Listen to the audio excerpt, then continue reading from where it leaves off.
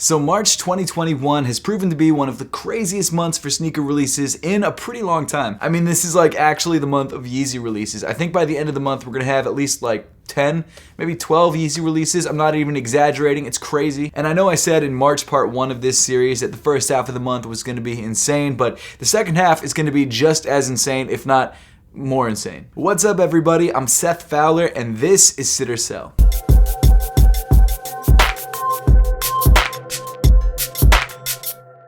Thank you guys so much for tuning in. If you have not entered the Yeezy 450 giveaway, it ends in like 3 days, so you want to enter as soon as possible. Entering this giveaway is really easy. All you have to do is subscribe to this channel, which hopefully you're already subscribed already. Subscribe to my tech channel, which I've linked in the description below, and follow me on Instagram at RealSethFowler. Once you've done all that, make sure to comment done underneath this picture on my Instagram, and you're good to go. But guys, I've been wearing this shoe for like the last 2 weeks straight. Well, not this exact pair, but I've been wearing my own personal pair, and I've got to say, I actually really love it. I know it's not the most comfortable shoe in the world, and I know it's the most insane looking shoe you've seen probably for the last year, but it's honestly a really great shoe, especially for everyday wear if you can, get over the crazy finger-like look. But I'm really into it. But hey, again, if you're the person that wins, you can just resell it if you don't want it, so that's an option as well. But if you're a first-time watcher of the channel and you have not seen one of these videos before, basically the way one of my sit or sell videos works is we take a look at all of the sneakers releasing in the first half or second half of any given month. In this case, it's the end of March 2021. I let you know what I think about all of these sneaker releases and whether I think each one is gonna sit on shelves or sell out. And you know what? I think I've been doing this series for about 3 years or maybe even more at this point. And I've gotta say, it just never gets old because there's always new sneaker releases, and hey, this is a sneaker channel, so that's sort of the stuff that we're interested in. And of course, this month is no different. It's just as exciting for me. In fact, I think it might even be more exciting than a lot of other months because of just the sheer amount of sneakers releasing. So with that being said, why don't we just jump right into things and start things off on March 18th. So the first shoe dropping in today's video is the Nike Zoom Freak 2 in denim twill. So from a distance, this shoe looks a lot like most of the other Nike Zoom Freak 2s. It's pretty much the same exact styling. The colorway is pretty simple. It's kind of like a gray, black, white, and maybe some small hits of mango or orange or whatever they want to call it. But the main detail that changes this shoe up and separates it from any of the previous releases is the denim twill material on the upper. As someone who's not the biggest fan of the Nike Zoom Freak 2, there's nothing wrong with it. I've just never really felt like I needed to buy a pair. This is a pair that I think looks really, really solid. And for me, it's not even the material usage, it's the colorway. There's something about that color blocking that just does it for me. Of course, I'm still probably not going to grab a pair because as clean as the shoe looks, I just don't need that shoe, and I feel like most people feel the same way. And so for that reason, I think that the Nike Zoom Freak 2 in denim twill will probably sit. After that, we've got the women's exclusive Jordan MA2 Greatest Gift. So the Jordan MA2 silhouette borrows a lot from Nike and actually looks a lot like a Nike Air Max. The main difference between this shoe and a Nike Air Max sneaker is that I believe that this shoe was designed by the Jordan design team and not by the Nike design team. But that might be really one of the only differences. The shoe itself doesn't look bad, and I actually like the color blocking on this shoe. You've got a primarily gray upper with black details and some greens and some pinks. I mean, overall, it's a good looking shoe. But is this a shoe that I think women will flock to and pick up? I'm not sure. I'm not a woman, I don't have that perspective, but I will say that it's not something that I would buy, not because it's bad, just because I, again, don't feel like I need it. There's a lot of shoes like that on today's list. So for that reason, I think that the Jordan MA2 will probably sit on shelves. Continuing on to March 19th, we've got another release which is actually pretty special, but it's not so much a sneaker release and is more of shameless self-promotion. And that release is our special Apothecary Embroidery collection. So this collection is the very first time we're releasing socks with embroidered accents, and I think they came out incredibly well. This collection comes in 4 very spring-like wearable colors. You've got white, yellow, green, and pink, and I actually really love all of them. I mean, of course I'd say that because they're my socks, but I seriously do, and I wear them all a bunch. In fact, I think my personal favorite is probably that sort of washed out or light pink color. Each one of these crew-length Apothecary socks feature a special embroidered Apothecary logo on the ankle area of the sock. I think it looks incredible, and especially when you're wearing it with a pair of low top or even mid top sneakers, it just pops. And of course, if you would like to try and grab one or any of the socks from the Apothecary embroidered collection, they drop this Friday at 11 a.m. Eastern time. But I can't stress this enough, make sure to be on the website at 11 a.m. Eastern time on the dot because our socks tend to sell out very, very quickly. And if you guys want to make sure that you don't miss out on the release, you can follow us on Instagram at Apothecary or sign up for our newsletter on apothecary.com. Of course, both of those those things are linked in the description below. After that, we've got the Kim Jones Nike Air Max 95 Duo. Kim Jones is a creative director at Dior and is largely responsible for the Dior Air Jordan 1s. And it looks like Kim is collaborating with Nike once again, this time on a non-Dior collaboration with the Nike Air Max 95 Duo. This AM95 definitely has a very different feel to the Dior Jordan 1s, and of course that's because it's not a Dior sneaker and instead is just a collaboration with Kim Jones. So maybe he's really into orange and Morse code. I'm not really sure exactly what the deal is with this sneaker. The shoe itself honestly looks like a pretty standard Nike Air Max 95. You've got white details, you've got black, you've got orange, and you've got some sort of, I guess, semi-reflective detail on the midfoot as well as that Morse code pattern. I'm not sure exactly what it spells out or even if it is Morse code, but that's what it looks like, and that's what I'm gonna assume that it is. You know, it's days like this where I'm sitting down in the chair recording a video and I wish I had just done a little bit more research. I didn't think this shoe was gonna be that in-depth, but apparently it is. I don't know what the hell is going on the side of this sneaker, and I wish I knew. Apparently, according to Nike, it's a nod to the iconic OG colorways and their impact on Kim's early life in London. It features an inverted gradient, stealthy shades of black. I'm not exactly sure what the hell that pattern is, but apparently that's something to do with early Nike or London or something. Regardless, it is a Kim Jones collaboration, and coming off of the hype from the Dior Air Jordan 1s, I think that this shoe will be very popular and will definitely sell out. Next up, also on the 19th, we've got the Air Jordan 35 Greatest Gift. This Jordan 35 is apparently a Jason Tatum PE and is inspired by the women who made Jason Tatum who he is today. The colorway comes in tonal blues, greens, whites, and reds, and overall is one of the brighter Air Jordan 35 colorways. I think as far as Jordan 35s go, this is definitely one of the more limited colorways and also one of the better looking colorways, and because of that, I do think that it is possible that this shoe could sell out, but looking at the history and the track record of the Air Jordan 35, I think most likely the shoe is going to sit on shelves. After that, we've got 3 different colorways of the Nike Go Fly Ease launching. So this shoe is nuts. It's a shoe that kind of breaks in half so that you can slide your foot in more easily and is actually designed for people with disabilities or people who lack the dexterity to tie sneakers on their own. I was actually so interested in this shoe that I bought a pair early and dropped a review a couple weeks ago. So if you guys would like to check out that review, there will be a link at the top of the screen. That said, there are 3 different initial colorways releasing exclusively to Nike Plus members. There's the Celestine Blue colorway, which is the one that I have. There's an all black colorway and then a black sort of muted multicolor colorway. Now personally, stylistically, I don't love any of these colorways. I think they're all kind of But I gotta say, I love the function of the shoe, and whether you're someone who's disabled or someone who just wants to be able to take your shoes on and off without having to use your hands, they're a very cool innovation in footwear. But because these shoes are getting so much media attention, and because the demand seems to be really high for this relatively limited sneaker, I think that all 3 of these colorways will sell out on the 19th. After that is a shoe that's near and dear to my heart and a retro that I never really thought was going to happen, and that's the Adidas Futurecraft 4D OG 2021. So this shoe is actually the very first pair of 3D printed Adidas shoes that I had ever had. And the reason I say it like that is because a couple months earlier I had had some Under Armour 3D printed shoes, which, don't get me wrong, were still cool, but they weren't like a full midsole like the Adidas Futurecrafts were. And for someone who's like a design nerd and 3D prints all the time, or at least did 3D print back when I was working full time as a designer, it was one of those technologies that I just had to have. And even to this day, like 3 years after they first released, I wear my pair on a pretty regular basis. I would say like maybe once or twice a week. 4D is a crazy technology, and even though it's become a lot more mainstream now, or at least mainstream in the sneaker world, it's still technology that's mind-blowing and is super interesting to actually try on and wear around. And in my personal opinion, the Futurecraft 4D is like the best 3D printed sneaker that Adidas has ever made. I know they've been dropping 3D or 4D sneakers left and right for the last like 4 years, but this one's by far my favorite, and this is the one that if I had to double up on any of them, this would be the one that I would grab. But with all of that being said, 4D shoes just aren't as exciting or as hyped up as they used to be. People are just used to them by this point. And as you may have noticed, most 4D sneakers now kind of sit on shelves. The only thing that I think this shoe has going for it is the fact that it was once a very hyped up silhouette, and I honestly think people are just semi-nostalgic for this sneaker. They want to grab a shoe that they missed out on back in 2017, and now they have that chance. So because of that, I'm going to be optimistic, and I think that the Futurecraft 4D 2021s may sell out.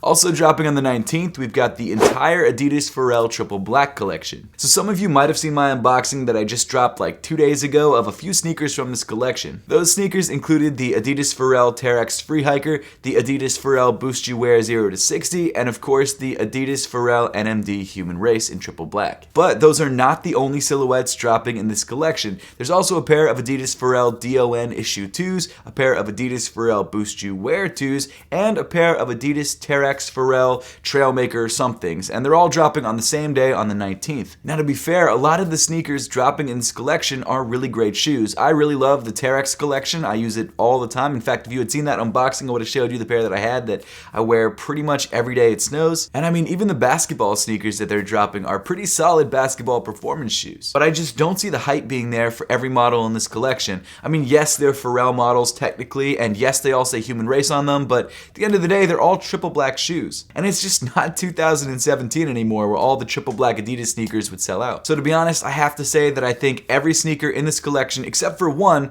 will probably sit on shelves.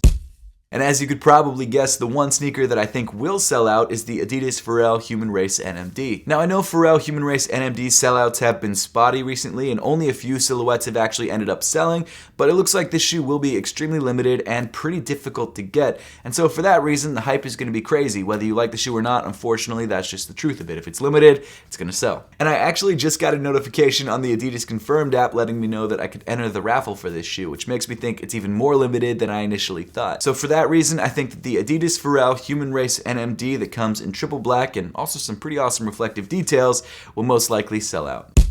Continuing on with this seemingly endless day of releases on March 19th, we've also got the Adidas Yeezy Quantum in the C Teal colorway. So Quantums really just haven't been moving the way that they were last year. I feel like they might have overproduced them. I mean, I guess at the end of the day, that's what they want to do. They want to create a bunch of pairs and have people buy them, and they don't really care so much about them completely selling out. But if you look at all the other Quantums that have released over the last couple months, even the OG colorway coming back in the basketball variant, none of them have really moved. I mean, sure, certain sizes have sold out, but if you've wanted a pair of Quantums and you live in the US, you've had a really good chance to grab a pair. And I've got to say, this C Teal colorway looks a lot like a lot of the other Quantums. In fact, it looks very similar to the original, except with some random hits of teal. Is that a bad thing? No, not at all, and I think if you love teal, this might be a good Quantum to get, but I feel like we've kind of hit the saturation point with Quantums, and people are just over them. So because of that, I do think that this shoe will sell better than a standard model of sneaker, but I don't think this sneaker will sell out. I think that the Yeezy Quantum C Teal will sit on shelves.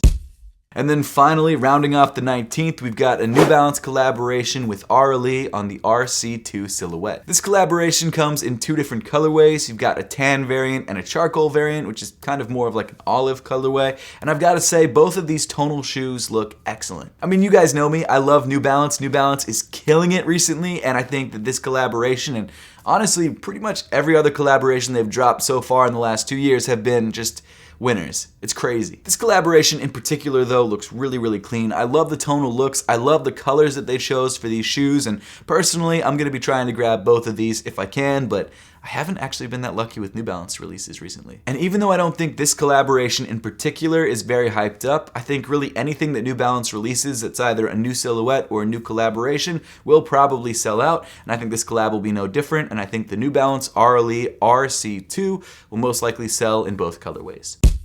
Speaking of New Balance, it looks like they're dropping another collection on the following day, March 20th, with the New Balance Atmos 5740. And if you love brightly colored New Balance sneakers, this shoe is absolutely for you. It comes in a very bright yellow, pink, and blue makeup. And it looks like the mid panels of the shoe that come in pink and blue are actually tie-dyed and could vary depending on the shoe that you're looking at. The 5740 is also a pretty solid silhouette, and I think this Atmos collaboration on that shoe came together really, really nicely. And like I was saying earlier, I think any New Balance collaboration is going to sell out right now, and so for that reason, I think the Atmos New Balance 5740 will definitely sell. After that, on the 20th, we've got the Nike Air Presto Crimson Siren Red. This Nike Presto comes in a gradient from like a yellow to an orange to a blue and reminds me a lot of a sunrise, and I'm pretty sure that's what they're going for with this colorway. The shoe itself is a standard Nike Air Presto. There's no real updates to it. It's just more of a new colorway of the shoe, and I think if you haven't been able to grab a Presto in a while, or you just love the Presto silhouette, this is not a bad way to go. I really don't have much to say about this shoe. It's a Nike Air Presto that comes in like a sunrise colorway. It's dope, but I don't know if enough people are going to be into it to where they want to run out to the store and grab it. So for that reason, I think that the Nike Air Presto Crimson Siren Red, that's a long name, will probably sit on shelves.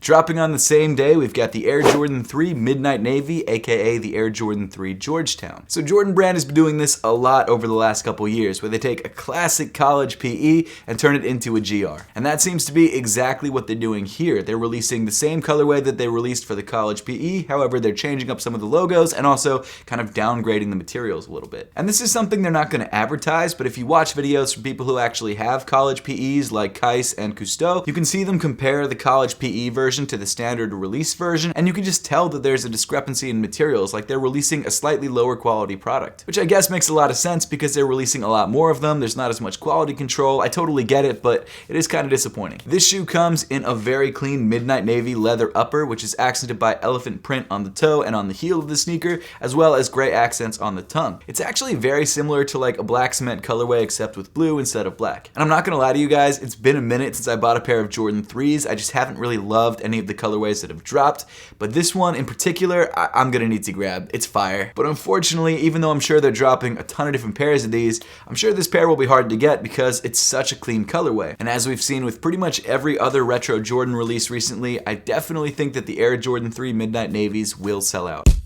And then finally, rounding off March 20th, we've got the Adidas Yeezy 350 V2 Ash Pearl. So a couple weeks ago, we got the Adidas Yeezy Ash Blue and Ash Stone release, and this shoe seems to have been a part of that collection. Now, I'm not sure exactly why this colorway didn't drop with those other colorways. It's a pretty similar shoe, it's got the same naming scheme, I just don't get it. The top of the shoe seems to come in a light tan color, accented by sort of more of a dark gray color towards the base of the upper. Now, as you guys probably could have guessed, I did buy a pair of these to give you guys a full review, which should be dropping either tomorrow or the next day, but I'm not gonna lie to you guys, I think the review is gonna be pretty similar to a lot of the other Yeezy 350 reviews that we've had over the last 3 years. For some reason, I think the Ash Pearl colorway might be more popular than the Ash Blue and the Ash Stone. Personally, I think it's my least favorite out of the three, but people seem to love this colorway. So for that reason, and also the fact that it's a 350 V2 and they never seem to sit, I think the Ash Pearl 350 V2s will definitely sell out. Then moving on to March 24th, we've got the Nike Air Foamposite 1 Gradient Sole. The name of this shoe just says it all. It's got a gradient sole that fades from red to blue, then back to red, and the upper comes in like a metallic black or metallic dark gray. It's fine, and I think 10 years ago this shoe would have sold out. But today in 2021, even though the shoe looks very futuristic, it's kind of old school. And for that reason, I think that the Foamposite 1 Gradient Sole will probably sit. Moving on to March 25th, we've got the brand new Nike Zoom Vaporfly Next Percent 2. As you could probably gather from the name, this shoe is the second generation of Next Percent sneakers, at least Next Percent Vaporflies or whatever they're called. The naming scheme is getting ridiculous. The shoe itself, though, does seem like a relatively small incremental improvement over the previous year's version. And the main difference seems to be the carbon fiber shank plate that maybe is a little bit longer than last year's version. I'm not 100% sure. However, the shoe still does feature the full-length Zoom X cushion, which is incredibly soft underfoot, as well as the very lightweight knit upper. This is a shoe personally that I would love to have just because even though I don't run on a regular basis, when I do run, I like to feel like I'm running a marathon. That's not true. I just like the way it feels underfoot. It's super soft. All that said, I think this first release will be relatively limited, and I think there are a lot of runners out there who want to pick up this shoe, so for that reason, I think that this shoe will sell out. Also dropping on the 25th, we've got the highly anticipated Air Jordan 1 Patina. So this shoe's colorway is very similar to the Shadow 1's, well, I guess in the heel portion of the shoe. Towards the front of the shoe, you've got a very patina-inspired brown accent around the mudguard and on the Nike swoosh. It really looks like a very copper-like material, and obviously you get patina on copper, so I see what they did there, I get it. I don't know, it's an interesting looking pair of Air Jordan 1s. I like how different it is. It's a shoe that I think I would like to pick up, at least for a review, and honestly, I'm very interested to see how it sort of stacks up when we look at all the Air Jordan 1s that have released at the end of the year. It also looks like the materials that they're using on this shoe are pretty high quality. You've got a suede or a nubuck on the heel, you've got nice black leathers, as well as I guess that leather material that they're using for the copper colored portions. It's a good looking shoe, the materials look nice, and it's definitely something that I want to pick up. And of course, it's a Jordan 1, and Jordan 1s are about as popular as they've ever been, so for that reason, this shoe will definitely sell out. Moving on to March 26th, which was Air Max Day, I'm not sure if it still is, we've got the return of a 2004 classic, the Air Max 90 Bacon. Hey man, you know what? I'm not against bacon. I like bacon, and I think a red pink and light tan colored shoe is a good look. I don't know much about this sneaker. I know it's a bacon inspired shoe. I know it first released back in 2004, and that's about it. It's a good looking shoe. Will I be trying to pick up a pair for myself? Maybe, maybe not. I guess it'll depend on whether I can grab some of the other shoes dropping on the same day. We'll just have to wait and see, but at the end of the day, I do think it's going to be a very popular colorway of the Air Max 90, and I think for people who were around in 2004 collecting back then, I think this is one of those shoes that they'll feel like they need to pick up. And so for that reason, I think the Air Max 90 Bacon will probably sell out.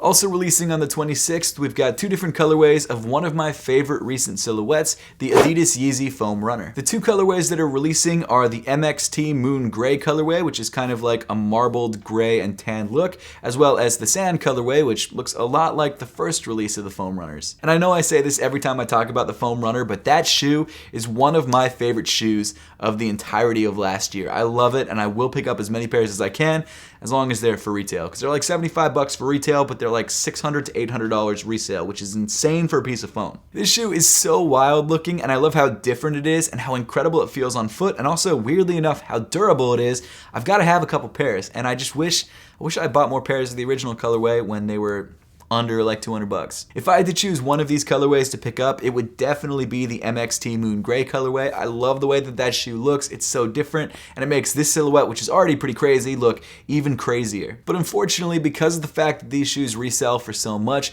the demand for these sneakers will be insane, which really sucks because I think people who haven't tried these shoes should, because they're incredible, and at the $75 price point, it should be a very accessible shoe, but unfortunately that just means higher profits for resellers. Oh, and of course, I think both colorways of the upcoming Foam Runners will sell out.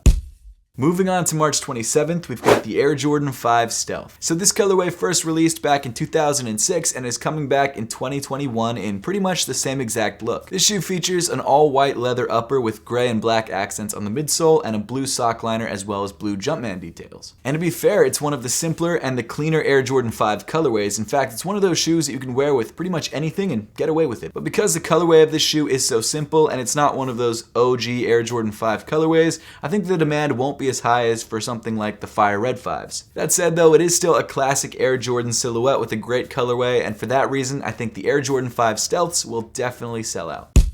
Then rounding off March 27th, we've got the Adidas YEEZY 700 V3 Kyanite. So for whatever reason, this shoe just kept getting pushed back and pushed back and pushed back, and finally, on March 27th, barring it getting pushed back, it should finally be releasing. The Yeezy 700 V3 is by far the most futuristic of the Yeezy 700s. It features a skeletal RPU midfoot cage, which apparently also glows in the dark. I know it does for just about every other colorway. I don't know for sure if it glows on this one, but I wouldn't be surprised. And of course, under that RPU cage, you've also got a very thin knit upper, which really allows a lot of breathability in the upper of the shoe. Unfortunately, my least favorite part of the 700 V3s are the fact that they switched out the boost cushioning for a much more standard, like EVA foam, which means that they're not as comfortable underfoot, and not only that, they're also a much smaller fit than the standard 700s. In this shoe, I would definitely recommend going up half a size, at least. And even though we've had a lot of 700 V3 colorways released to this point, it's still one of those silhouettes that people seem to love, and so for that reason, I think the shoe is going to sell.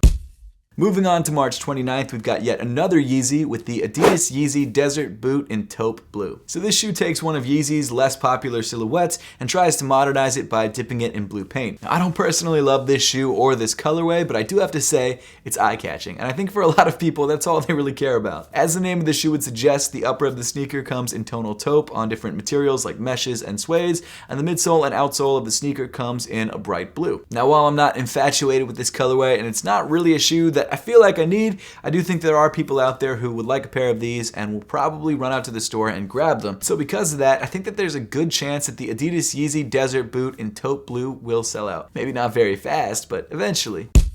Next up, we've got the Airmore Uptempo Rayguns. So this Uptempo's colorway is obviously based on the Raygun theme, which we saw released pretty heavily late last year. And for whatever reason, they decided to delay this release or not release this shoe until like months after the original Raygun release or that re-release. And personally, I just don't think this shoe tracks as Raygun-y as a lot of the other Raygun non-dunk silhouettes that dropped last year. I mean, it's still a primarily white shoe with yellow, orange, and black accents. And I guess if you know anything about sneaker culture and like the Raygun theme, you could get it, but it's not a shoe that immediately screams Raygun. For me personally, it screams more Halloween. I mean, okay, yeah, it has Raygun written on the insole of the sneaker, but still, I honestly have no idea how well this shoe is gonna do. I would think because it's a Raygun themed sneaker, it might have a better chance of selling out than other Uptempos, but I don't know. I'm just gonna go with my gut and say that I think this shoe will most likely sit.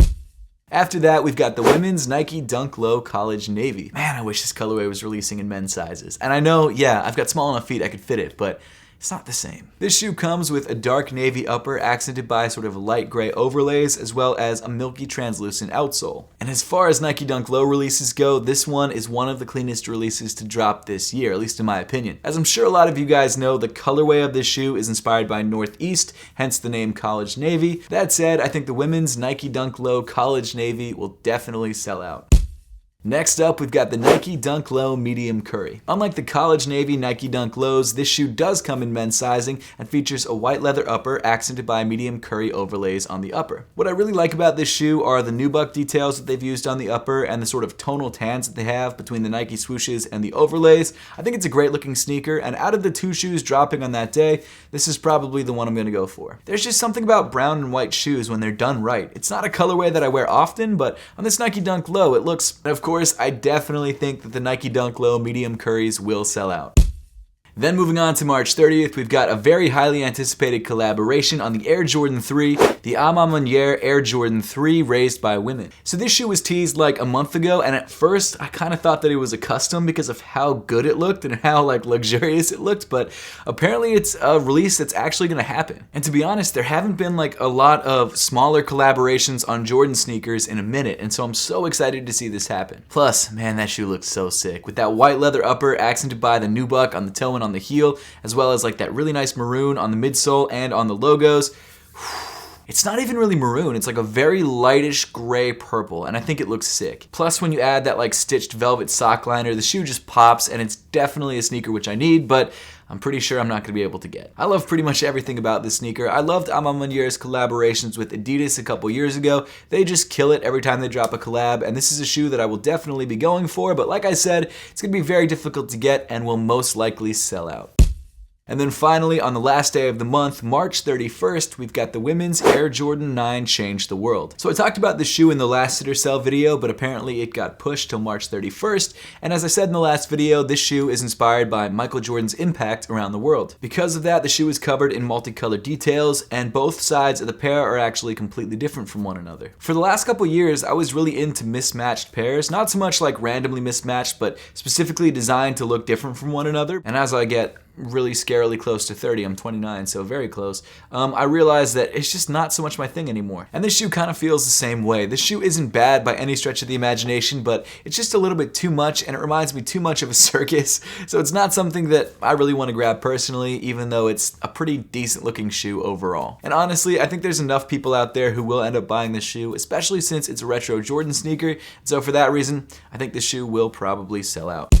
But with that, we pretty much wrap up Sit or Sell for the second half of March 2021. Now, I would love to know your thoughts on all of the sneakers that we talked about in today's video, so make sure to let me know in the comment section down below. And as always, thank you so much for watching. Make sure to subscribe if you haven't yet, and I'll see you all in the next one.